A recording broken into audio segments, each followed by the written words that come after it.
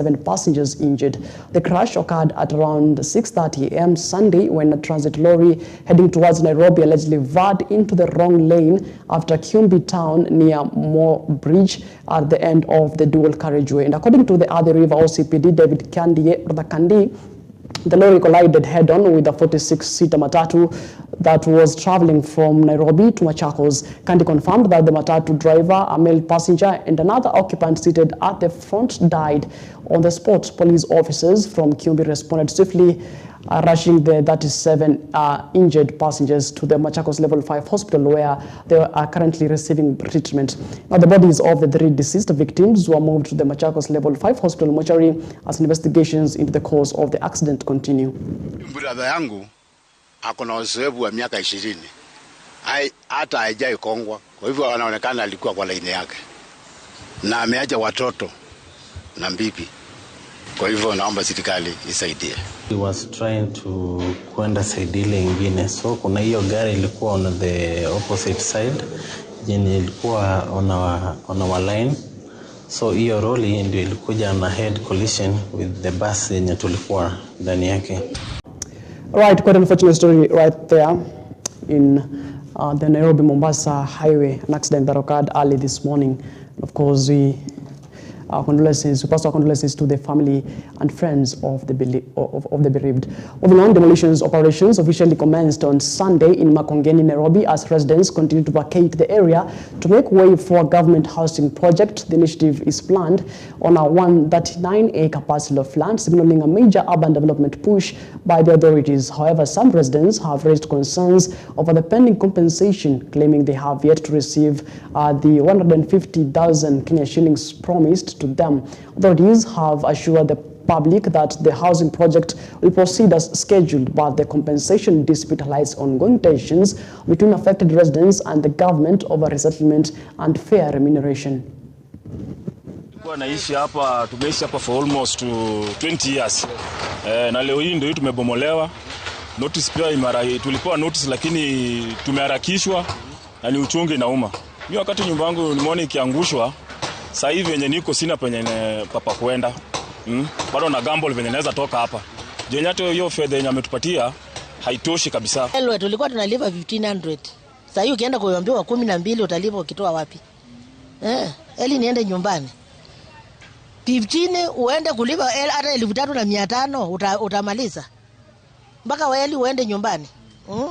Hiyo ni njia kutufukuza lakini tumekubali. Tunaenda. Tunavaketi na hatuna hata pesa. Hatuna chochote. Ni ya sola. Nyumba ya 4,000, 5,000 is afford.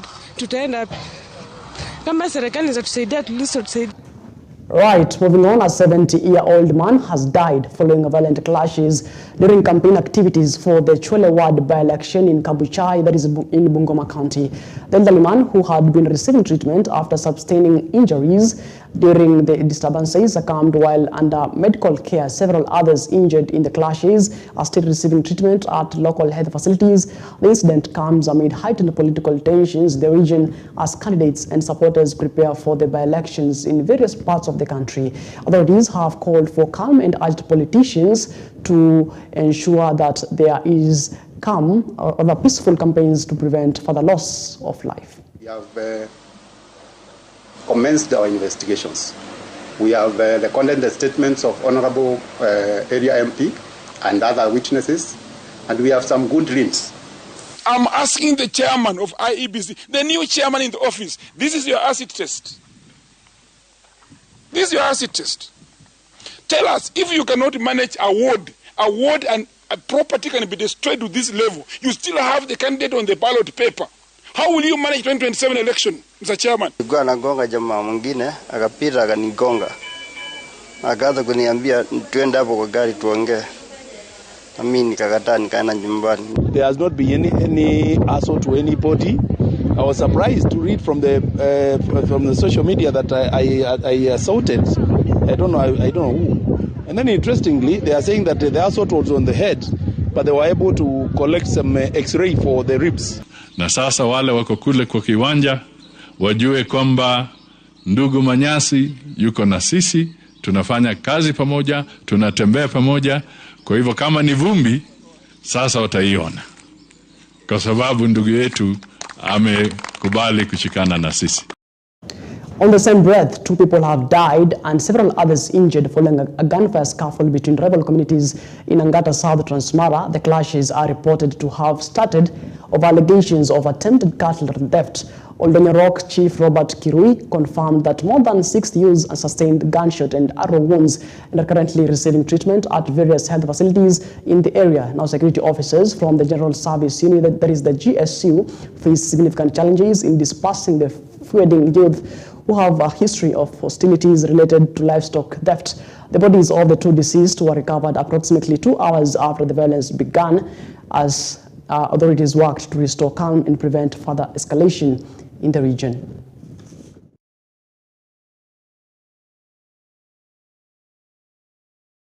Right, now let's talk matters politics. And DCP party leader Rigathi Gachagua has called on residents of Mbeere North to come out in large numbers and exercise their constitutional right to vote, assuring them that their ballots will be protected from any form of manipulation. Now, speaking during a church service at ACK St. Stephen's Karangare Church, that is in Shiara, the former deputy president said his team is fully prepared to safeguard the integrity of the electoral process and ensure peaceful exercise in the constituency. Gachagua emphasized that a win for Newton Karaoke in the upcoming election will be a sign of respect for the Mount Kenya region from President William Ruto. He noted that Mbeere North has now drawn national and international attention, describing it as a constituency currently what he termed as on a global map. Niambie William Ruto, be a gentleman. Let us have a fair contest. Tumepata habari watu yako ya mkono, huyu Soprano, huyu Ruko Karinda, atu wanatafuta wakora huko Kikuyu, huko Kiandutu in Thika, atu wakuja waangaishe hao wa Mbeere. William Ruto, hao wa Mbeere walikuchagua. Hapana tuma wahuni kuja kuangaisha wa Mbeere. Wewe kama wewe ni mwanaume kamili, kubali tushidane fairly kwa debe, si ndio? Yeah, tuangane kwa debe. Don't use akina Ichung'wa to set criminals and goons here. Wale ulinitumia Lemuru wameonekana huko. Wale ulinitumia Mwiki wameonekana huko. Wale waliniattack nikitoka US wameonekana huko Mbeere. Be a gentleman. We know you are not a good person, lakini ile heshima kidogo umebakisha, usiangaisha wa Mbeere kwa sababu alikuchagua. Si ndio? Si mlimpigia kura? At least awachane na sisi. We compete fairly. The dignity and the pride of the mountain people is in the hands of the people of Mbeere. I beseech you, my people, please dignify our community. Restore our pride and dignity as a community. William Ruto lacks respect for us. He demeans our community. He abuses our community. He calls us tribalists. And then he says we are cheap, that he can buy the people of Mbeere for 500 shillings to do what he wants. The people of Mbeere must say no. You cannot allow William Ruto to disrespect this community that much. And all you need to do to restore our dignity and pride as a people, as a community, is to eat his money, reject his project, and elect Newton Karis. Mutafanya hivyo? Mkule pesa ametoa hapa karibu 600 million. Hiyo pesa ilitosha kuweka stima kwa kila boma katika Mbeere North. Kila mtu sasa angekuwa na stima. Imepelekwa hapa, watu wanakula kila pahali. Kupoteza pesa na ni pesa ya umma. Lakini mimi nikaambia wa Mbeere mkule hiyo pesa, kwa sababu mkikosa kukula, Ruto tayari ameiba hiyo pesa, atapeleka kwao. So acha tukule.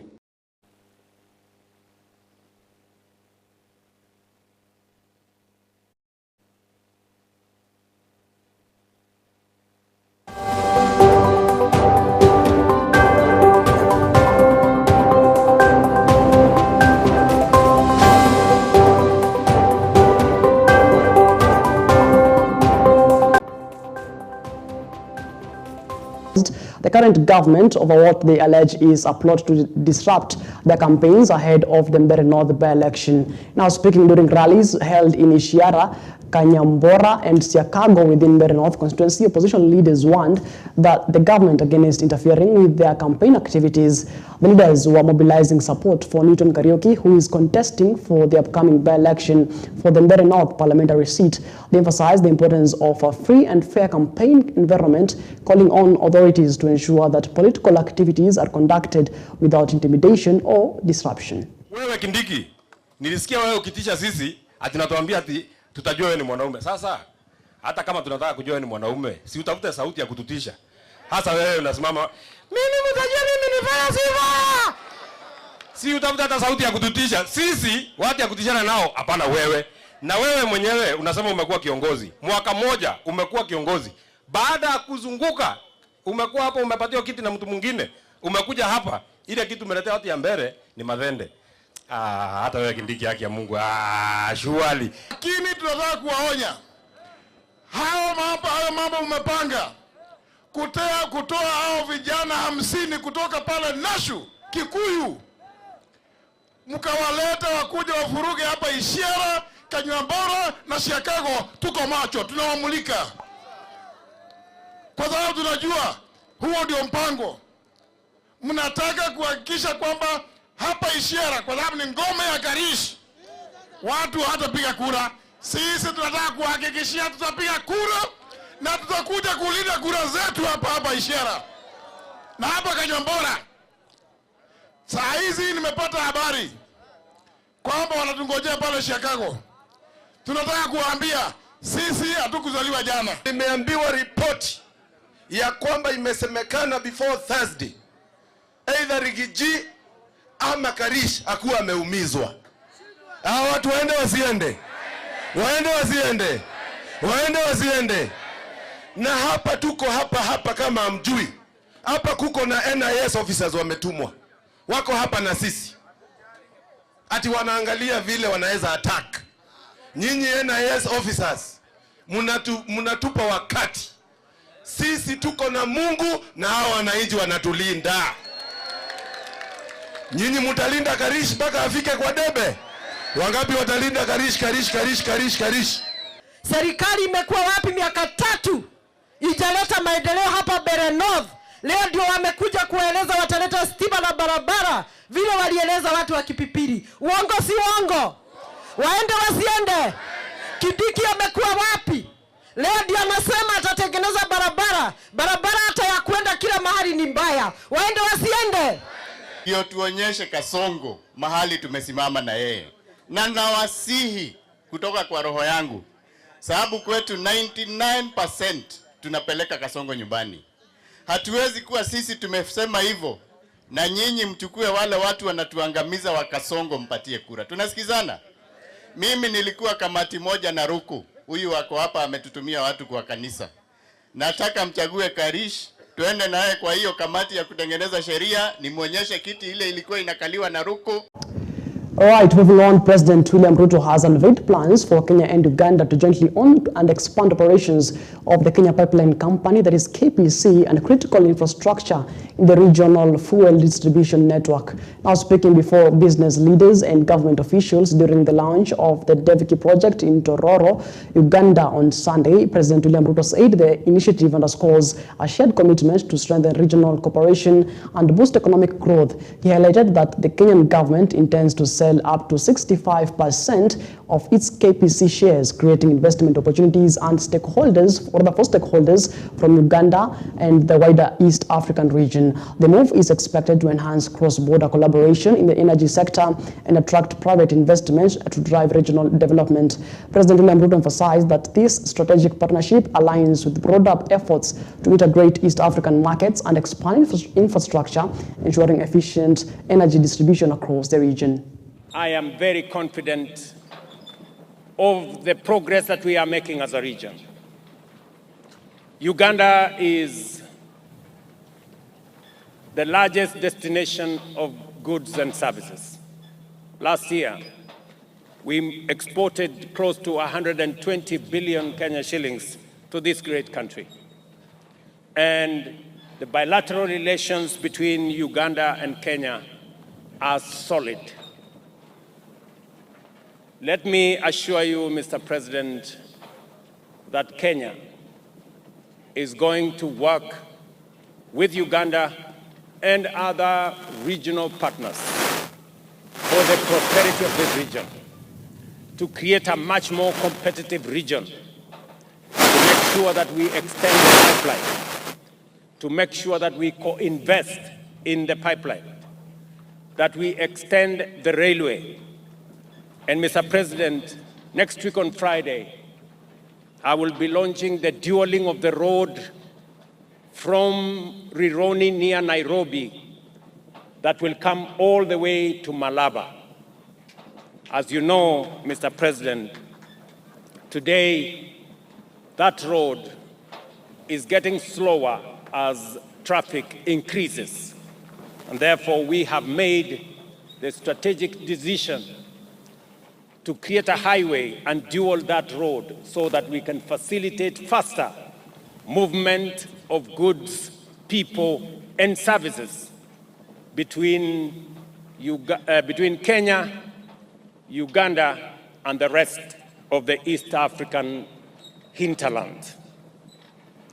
And so I want to assure you that we are going to work together. And I know people in the journalist space, and it is good I speak about it here, tried to create an impression that Uganda had said something to the effect that they need to access the sea by all means. All right, that is the head of state, that is President William Ruto, who was speaking today in Osukuru, that is in Tororo district in Uganda, where he announced the extension of the standard gauge railway, that is the SGR, from Naivasha to Kampala in Uganda and onwards to Rwanda and to the border of DR Congo, which begins early next year. Also, the president said the move is aimed at strengthening regional trade and integration between the two countries and the East African community in general. Also, at the same time, the president said that Kenya and Uganda will jointly extend the petroleum pipeline to the region, including the DRC, to give impetus to regional integration and trade. All right. Now, moving on, tensions are rising in Western Kenya just days before the region heads to the polls, as Prime Cabinet Secretary Musalia Mudavadi and National Assembly Speaker Moses Wetangula face accusations of coercing voters to back their preferred candidates. Now, speaking at Nairumbi village in Kabuchai, Bungoma County, a group of leaders led by former Vihiga Deputy Governor Patrick Saisi accused the two senior leaders of neglecting development priorities in the Western region while exerting pressure on residents during campaigns. Siasi and his team criticized Mudavadi and Wetangula for what they described as intimidation tactics, saying it was ironic for the leaders to come to claim they risked removal from government by President William Ruto if their preferred candidates were defeated in the upcoming by-election. The Chwele Kabuchai ward seat fell vacant following the death of MCA Mukongo Barasa. Nancy Mayu is contesting the seat on an equitable party ticket. We cannot afford at any moment to play around with education. And we cannot afford not to be seen as knowing what education does to an economy. And I'm saying that because before the closure of last term, the day secondary school principals in Kenya received a circular from government where the government is intending to cut capitation. Cutting capitation is basically shifting the burden to parents, that in our day schools, the school fees now wants to be increased to over 22,000 Kenya shillings. That is definitely unacceptable, and we cannot allow that to happen, because in this kind of an era where we need to capacitate our human capital, we must not be talking about cutting the benefits of education. We should be talking about increasing. And that is why that intention of government to increase school fees in our day schools is we cannot afford at any moment to play around with education. And we cannot afford not to be seen as knowing what education does to an economy. And I'm saying that because before the closure of last term, the day secondary school principals in Kenya received a circular from government where the government is intending to cut capitation. Cutting capitation is basically shifting the burden to parents, that in our day schools, the school... All right, that is Kiharu Member of Parliament Ndindi Nyoro, who called on the government to reinforce education funding, cautioning the reduced subsidies, which could push secondary schools fees to nearly 22,000 Kenya shillings, placing a heavier burden on parents across the country. Now, he was speaking during the Jamhuri Kenya Awards platform.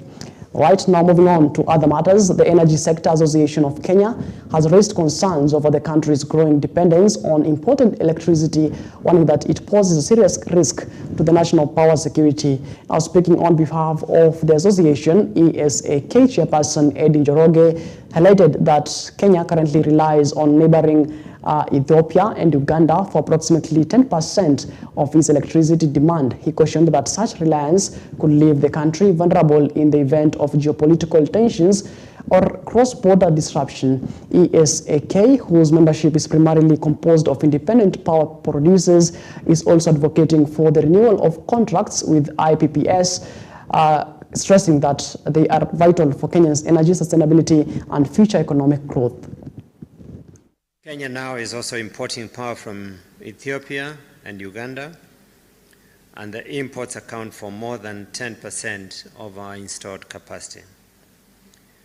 And although this is a good thing, we stand on the premise, on the precipice of a catastrophe in the event that geopolitics changes.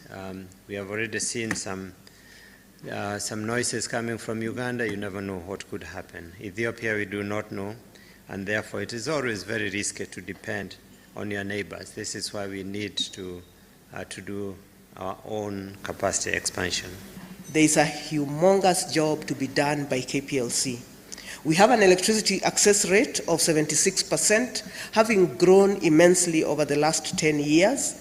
And we are at the position to power manufacturing, support business, and support the country's socio-economic development. Kenya now is also importing power from Ethiopia and Uganda, and the imports account for more than 10% of our installed capacity. And although this is a good thing, we stand on the premise, on the precipice of a catastrophe in the event that geopolitics changes. We have already seen some. All right, it is exactly 30 minutes past the top of the hour. Thank you for, of course, keeping me company until this particular minute. You're now up to speed. That's making headlines from across our 47 counties. My name is Martin Macharia. Do yourself a lovely night, and of course, let's meet again when God says we do.